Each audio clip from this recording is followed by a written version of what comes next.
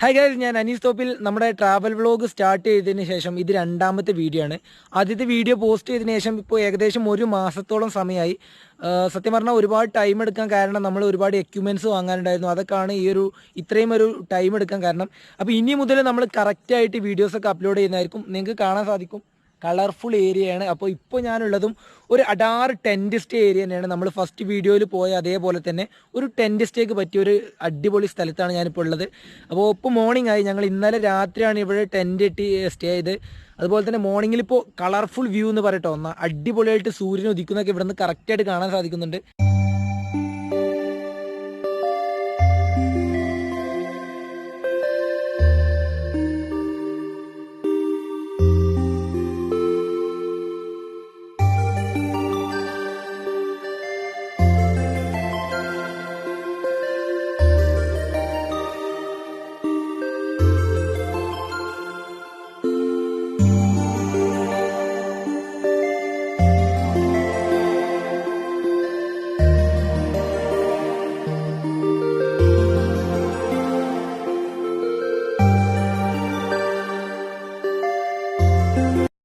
എനിക്കറിയാം നിങ്ങൾക്ക് എല്ലാവർക്കും നല്ല ക്യൂരിയോസിറ്റി ഉണ്ടായിരിക്കും ഇത് ഏതാണ് സ്ഥലം എന്നറിയാൻ വേണ്ടി. അപ്പോൾ നമ്മൾ ഈ വീഡിയോൻ്റെ അവസാനത്തിൽ പറയുന്നതായിരിക്കും ഇത് ഏതാണ് സ്ഥലം, എങ്ങനെയൊക്കെ നിങ്ങൾക്ക് ആർക്കൊക്കെ വരാൻ പറ്റും എന്നുള്ളത് തുടങ്ങി എല്ലാ കാര്യങ്ങളും നമ്മൾ അവസാനത്തിൽ പറയുന്നതായിരിക്കും.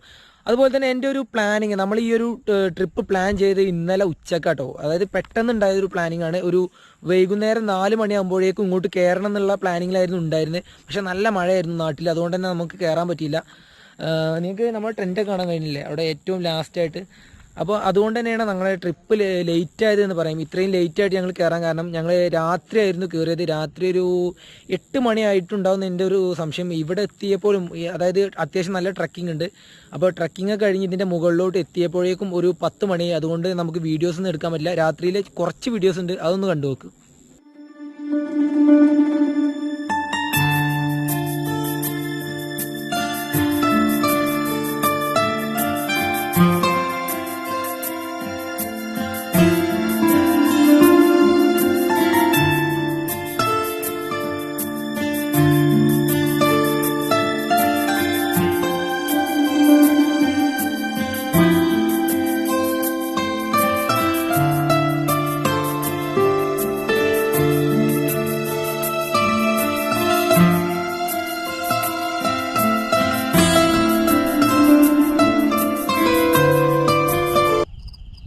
ഇവിടെ ഇങ്ങനെ ഒരു ചുവപ്പ് ലൈറ്റ് ബ്ലിങ്ക് ചെയ്യുന്നത് നിങ്ങൾക്ക് കാണാൻ സാധിക്കും. ഇത് നമുക്ക് എയർപോർട്ടിലൊക്കെ ഉണ്ടാവില്ല, എയർപോർട്ടിൽ വിമാനം ഇറങ്ങുന്നതിനും മറ്റൊക്കെ സിഗ്നൽ കൊടുക്കുന്ന സാധനമാണെന്നാണ് പറഞ്ഞു കേട്ടത്. അറിയത്തില്ല, ചിലപ്പോൾ ആയിരിക്കാൻ സാധ്യതയുണ്ട്. കാരണം ഏറ്റവും കൂടുതൽ ഹൈറ്റിലാണ് ഇത് നിൽക്കുന്നത്. നമ്മളിപ്പോൾ ഇതിൻ്റെ ഏറ്റവും അറ്റ്മോസ്റ്റ് ഹൈറ്റിലാണുള്ളത്, ഇതിനും മുകളിലോട്ടില്ല. അപ്പോൾ അവിടെ തന്നെയാണ് ഇവരിത് ഫിറ്റ് ചെയ്തിട്ടുള്ളത്. അതുപോലെ തന്നെ ഇതിൻ്റെ ഏറ്റവും മുകളിൽ ഇവിടെ എങ്ങനെയായിട്ട് നമുക്കൊരു ചെറിയ ടെമ്പിൾ കാണാൻ സാധിക്കും കേട്ടോ. ഒന്നല്ല, ഇവിടെ ജസ്റ്റ് കുറച്ച് അടിഭാഗത്തായിട്ട് മറ്റൊന്നുകൂടിയും കാണാൻ സാധിക്കുന്നുണ്ട്. അത് നമുക്ക് ജസ്റ്റ് അതിൻ്റെ ഉള്ളിലേക്കൊന്ന് കയറി നോക്കട്ടോ. ഞാൻ ചെരുപ്പ് കൂരിയിട്ടുണ്ട്. ഇത് ഏകദേശം 1960 വർഷം പഴക്കമുള്ള ടെമ്പിളാണെന്നാണ് പറഞ്ഞു കേട്ടത്. ഞങ്ങൾ കയറുന്നതിന് മുമ്പ് ഞാൻ ഇന്നലെ അന്വേഷിച്ചിരുന്നു, അപ്പോൾ അതിൽ നിന്ന് കിട്ടിയതാണ്. ഓരോരുത്തർ പറഞ്ഞുള്ള അറിവാണ്, നമുക്കറിയില്ല. ഒരു കണ്ടാൽ തന്നെ അറിയാം, ഒരു പഴയകാല ടെമ്പിളാണെന്ന് നമുക്ക് കറക്റ്റ് മനസ്സിലാവും. ഇവിടെ ഇപ്പോൾ പൂജയും മറ്റൊക്കെ ഉണ്ടോ എന്നുള്ള കാര്യത്തിൽ എനിക്കറിയില്ല. ഞാനിതിന് മുമ്പ് ഒരാളുടെ വീഡിയോ കണ്ടിരുന്നു, അതിൽ പറയുന്നുണ്ട് വർഷത്തിലൊരിക്കൽ പൂജ നടക്കുന്നുണ്ട് എന്നൊക്കെ പറയുന്നത് കേട്ടു. ശ്രീ അയ്യപ്പൻ എന്ന് ഇവിടെ എഴുതി വെച്ചിട്ടുണ്ട്.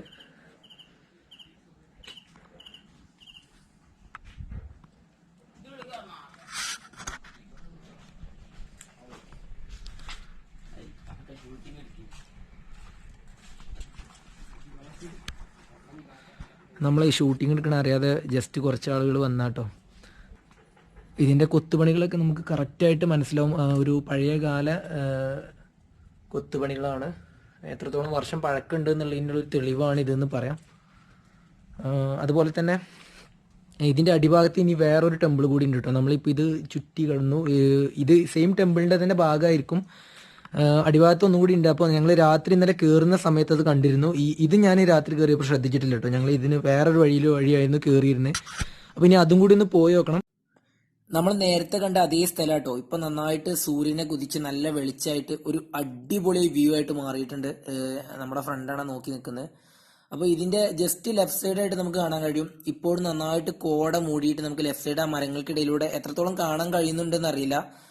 അവിടെയൊക്കെ ഇപ്പോഴും നമുക്ക് ആ ഒരു സൈഡിലേക്ക് പോയൊക്കെ നമുക്ക് നല്ല കോട കാണാം.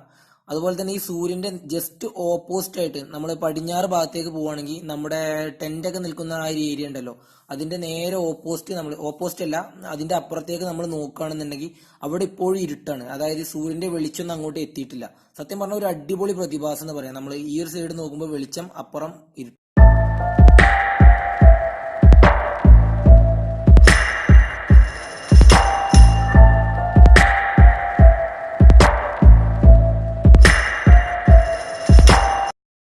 ഗൈസ്, അപ്പോൾ നമ്മൾ തിരിച്ചിറങ്ങാം കേട്ടോ. നമ്മളിപ്പോൾ ടെൻ്റൊക്കെ കെട്ടി സെറ്റാക്കി വെച്ചു.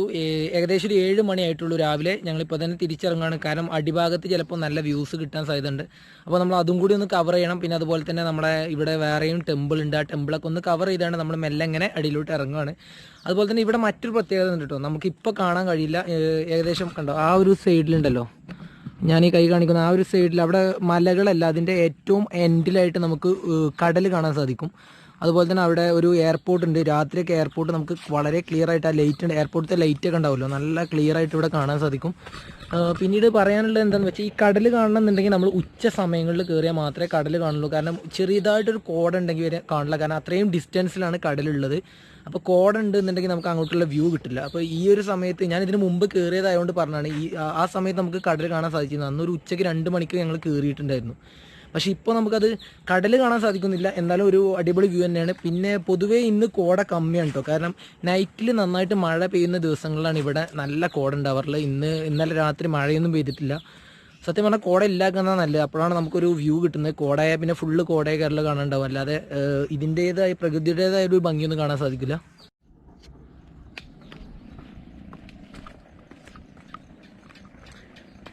ഇതാ ക്ഷേത്രത്തിൻ്റെ തന്നെയാണെന്ന് തോന്നുന്നു. ക്ഷേത്രമല്ല, അതുമായി ബന്ധപ്പെട്ടുള്ള ഒരു ബിൽഡിംഗ് ആണ്.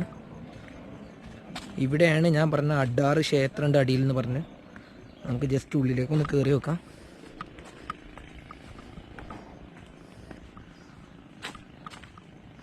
അഫ്റ്റാൻ ഇവിടെ ഏതാ വഴിയിടാ? നൈറ്റ് വന്നതുകൊണ്ട് നമുക്ക് വഴി കറക്റ്റായിട്ട് കിട്ടുന്നില്ല. നമ്മൾ ഇതിലൂടെയൊക്കെയാണ് കയറി വന്നത്.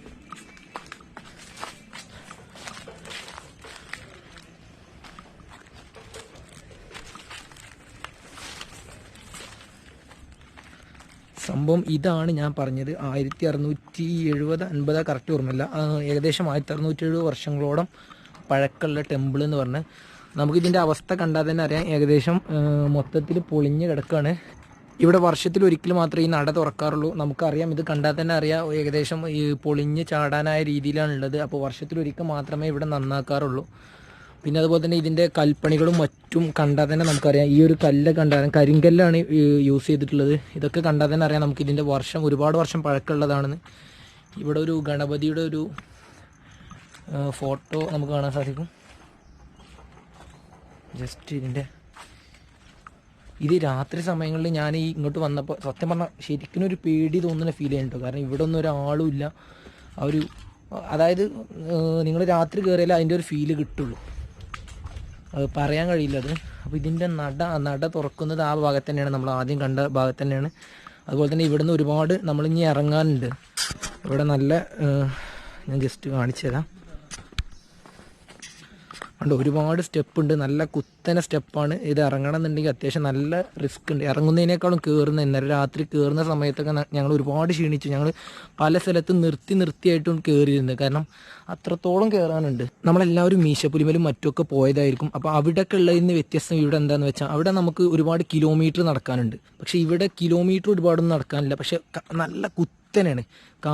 കാലിന് മുട്ടുവേദനയും മറ്റൊന്നുള്ള ആളുകൾക്ക് ഒരിക്കലും ഇങ്ങോട്ട് കയറാൻ കഴിയില്ല. അത്രത്തോളം കുത്തനെയാണ്.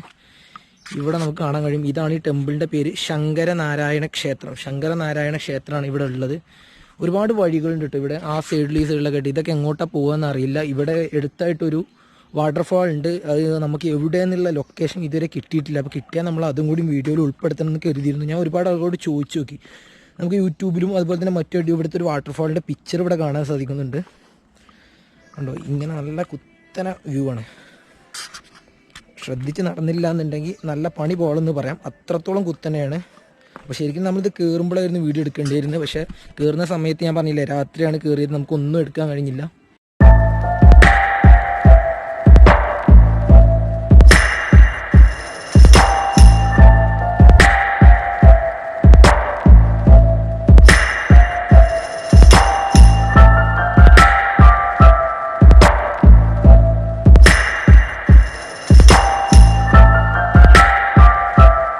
സത്യം പറഞ്ഞാൽ നന്നായി ക്ഷീണിച്ചു എന്ന് പറയട്ടോ. നമ്മൾ കയറുന്ന സമയത്ത് നമുക്കറിയാം ഇത് നല്ല കുത്തനുള്ള കയറ്റാണ്. പക്ഷേ ഇറക്കം നമ്മൾ ഇത്ര ഡിഫിക്കൽറ്റി ഉണ്ടാവുമെന്ന് കരുതിയില്ല. പക്ഷേ ഇത് നല്ല കുത്തനായതുകൊണ്ട് തന്നെ ശ്രദ്ധിച്ച് കാൽ വെച്ചിട്ടില്ല എന്നുണ്ടെങ്കിൽ വീഴാൻ നല്ല സാധ്യത ഉണ്ട്. അതുപോലെ തന്നെ ഞാൻ ഓൾറെഡി പറഞ്ഞു, മുട്ടിനൊക്കെ വേദനയുള്ള ആളുകൾ ഒരിക്കലും ഇങ്ങോട്ട് കയറരുത്.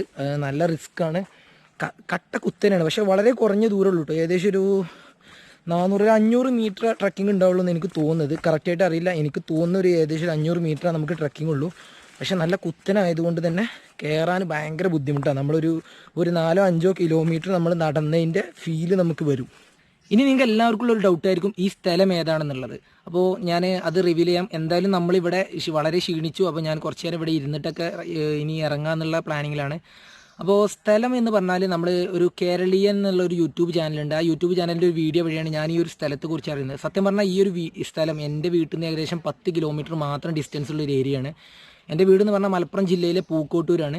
അപ്പോൾ അത്ര ഡിസ്റ്റൻസ് ഉള്ളൂ. പക്ഷേ നമ്മൾ ഈ ഒരു സ്ഥലത്തെക്കുറിച്ച് അറിഞ്ഞിട്ടില്ല. ഇതിൻ്റെ തൊട്ട് താഴെയായിട്ട് നല്ല വ്യൂ പോയിന്റ് ഉണ്ട്. അപ്പോൾ ആ വ്യൂ പോയിൻ്റൊക്കെ നമ്മൾ സ്ഥിരമായിട്ട് വരുന്നതാണ്. പക്ഷേ ഇങ്ങനെ ടെൻ്റ് ഇട്ടാൻ പറ്റി ഇത് ഇവിടെ ഒരു അടിപൊളി സ്ഥലം ഉണ്ട് എന്നുള്ള കാര്യം എനിക്ക് ഇത്രയും കാലമായിട്ട് അറിയില്ലായിരുന്നു. ഞാൻ ഇതിനു മുമ്പ് ഒരൊറ്റ വട്ടം വന്നിട്ടുള്ളൂ. അത് ഇപ്പോൾ ഈ ഒരു വീഡിയോ കണ്ടതിന് ശേഷം മാത്രമാണ്. ഈ സ്ഥലത്തിൻ്റെ പേരാണ് തിരുവോണമല. ഏകദേശം ഇതിൻ്റെ തൊട്ട് താഴെയുള്ള ആളുകൾക്കൊക്കെ അറിയാവുന്ന ഒരു സ്ഥലം തന്നെയാണ്. പക്ഷേ ഇവിടെ പൊതുവേ ടെൻറ്റ് സ്റ്റേ കുറവാണ്. ഞാൻ ഇതുവരെ ആ ഒരു വീഡിയോ അല്ലാതെ മറ്റാരും ടെൻറ്റ് സ്റ്റേ അടിക്കുന്നത് കണ്ടിട്ടില്ല. അതുപോലെ തന്നെ ഞാൻ ആ വീഡിയോ കട്ട് ചെയ്ത് ഞങ്ങളിങ്ങനെ ഇറങ്ങി വരുന്ന സമയത്ത് കുറച്ച് ആളുകൾ മേലോട്ട് കയറുന്നുണ്ടായിരുന്നു. അവർ ആദ്യമായിട്ടാണ് കയറുന്നതെന്ന് പറഞ്ഞ്. അതുപോലെ തന്നെ എവിടെയോ ആയിട്ട് അടിഭാഗത്ത് എവിടെയോ ആയിട്ട് നല്ല വെള്ളച്ചാട്ടത്തിൻ്റെ ശബ്ദം കേൾക്കുന്നുണ്ട്. ഒരു പക്ഷേ ഞാൻ നേരത്തെ പറഞ്ഞിരുന്നു ഇവിടെ ഒരു അടിപൊളി വെള്ളച്ചാട്ടം ഉണ്ട്. ഒരു പക്ഷേ അതായിരിക്കും എന്ന് കരുതാം. ഞാനത് നോക്കട്ടെ കേട്ടോ. പറ്റുവാണെങ്കിൽ അത് കാണിച്ചു തരാം. അതുപോലെ തന്നെ ഇങ്ങോട്ട് വരേണ്ട സമയം പലരും ചോദിക്കുന്നുണ്ട്, ഏത് സമയമാണ് ഇങ്ങോട്ട് വരാൻ ഏറ്റവും നല്ലത് എന്നുള്ളത്. അപ്പോൾ ഞാൻ പ്രിഫർ ചെയ്യുന്ന ഒരു സമയം പറഞ്ഞാൽ വൈകുന്നേരം 4 മണിക്ക് വരിക. ടെൻറ്റ് കെട്ടാനാണെങ്കിൽ വൈകുന്നേരം ഒരു 4 മണിക്ക് വന്നിട്ട് നിങ്ങൾ ഫുള്ള് സെറ്റായിട്ട് ടെൻറ്റ് കിട്ടുകയാണെങ്കിൽ പൊളിയായിരിക്കും. അതുപോലെ തന്നെ വരാൻ പറ്റിയ ഏറ്റവും ചെറുതായിട്ടൊരു മഴയുണ്ടെന്നുണ്ടെങ്കിൽ നിങ്ങൾക്ക് പൊളിയായിരിക്കും. എന്തായാലും ടെൻറ്റിൻ്റെ ഉള്ളിലേക്ക് വെള്ളം കയറത്തില്ല. നമ്മളെല്ലാവരും ടെൻറ്റ് യൂസ് ചെയ്യുന്നതാണ്. എൻ്റെ ടെൻറ്റിൻ്റെ ഉള്ളിലേക്കൊന്നും വെള്ളം കയറത്തില്ല. വെള്ളം അടിയിലൂടെ ഒലിച്ചു വരുന്നാൽ മാത്രമേ ഉള്ളൂ. അപ്പോൾ ചെറിയ മഴയുള്ള ദിവസമായിരിക്കും ഏറ്റവും നല്ല. ആ സമയത്ത് നമുക്ക് രാവിലെ നല്ല കോടയും മറ്റും കാണാൻ സാധിക്കും. ഇവിടെ ഇപ്പോൾ ഞാൻ രാവിലെ ഇന്നലെ മഴയൊന്നും ഇല്ലാത്തതുകൊണ്ട് തന്നെ അത്ര ഒരു കോട ഉണ്ടായിരുന്നില്ല. ഒരു പക്ഷേ അടിയിലുണ്ടാകാൻ സാധ്യത കേട്ടോ. അടി നമുക്ക് എല്ലാവർക്കും അറിയുന്ന സ്ഥലം തന്നെയാണ് മിനി ഊട്ടി. ഞാൻ ജസ്റ്റ് അങ്ങോട്ടൊന്ന് പോയോക്കട്ടെ. നമ്മുടെ കൂടെയുള്ള ആളുകളൊക്കെ പോയിട്ടുണ്ട്. അപ്പോൾ അവരെന്നെ വെയിറ്റ് ചെയ്യായിരിക്കും. അപ്പോൾ അതിന് മുമ്പായിട്ട് നമുക്ക് ജസ്റ്റ് ഒന്ന് പോയോക്കല്ലേ.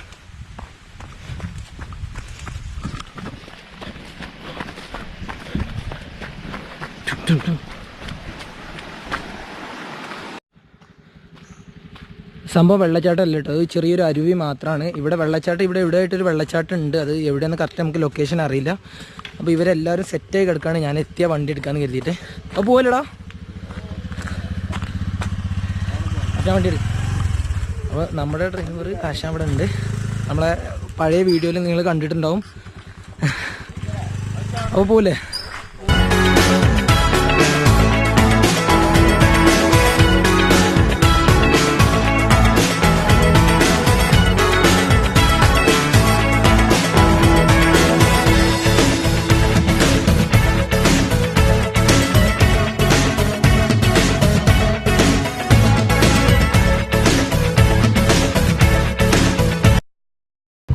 സംഭവം എന്തായാലും കളറായിട്ടോ. ഞങ്ങളിപ്പോൾ തിരിച്ചു വരുന്ന വഴി മിനി ഊട്ടി വ്യൂ പോയിന്റ് വഴിയാണ് വന്നത്. ഇപ്പോൾ അത് കഴിഞ്ഞ് ജസ്റ്റ് പാസ് ചെയ്തു. അപ്പോൾ എന്തായാലും ഇന്നത്തെ വീഡിയോ നമ്മളിവിടെ നിർത്തുകയാണ്. അപ്പോൾ നമ്മൾ അടിപൊളി അടാറ് വീഡിയോ ആയിട്ട് നമ്മൾ വീണ്ടും വരുന്നതായിരിക്കും. അപ്പോൾ നമ്മുടെ ചാനൽ സബ്സ്ക്രൈബ് ചെയ്യാത്തവരാണെന്ന് നിങ്ങളെങ്കിൽ തീർച്ചയായിട്ടും സബ്സ്ക്രൈബ് ചെയ്യുക. അതുപോലെ തന്നെ നോട്ടിഫിക്കേഷൻ ബട്ടൺ ഓൺ ചെയ്യുക. എന്നാൽ മാത്രമേ നമ്മൾ അടുത്ത വീഡിയോസൊക്കെ അപ്ലോഡ് ചെയ്യുമ്പോൾ നിങ്ങൾക്ക് കറക്റ്റായിട്ട് നോട്ടിഫിക്കേഷൻ കിട്ടുള്ളൂ. അപ്പോൾ ഇവിടെ വീഡിയോ നിർത്താം കേട്ടോ. അപ്പോൾ നമുക്ക് അടുത്ത വീഡിയോയിൽ വീണ്ടും കാണാം.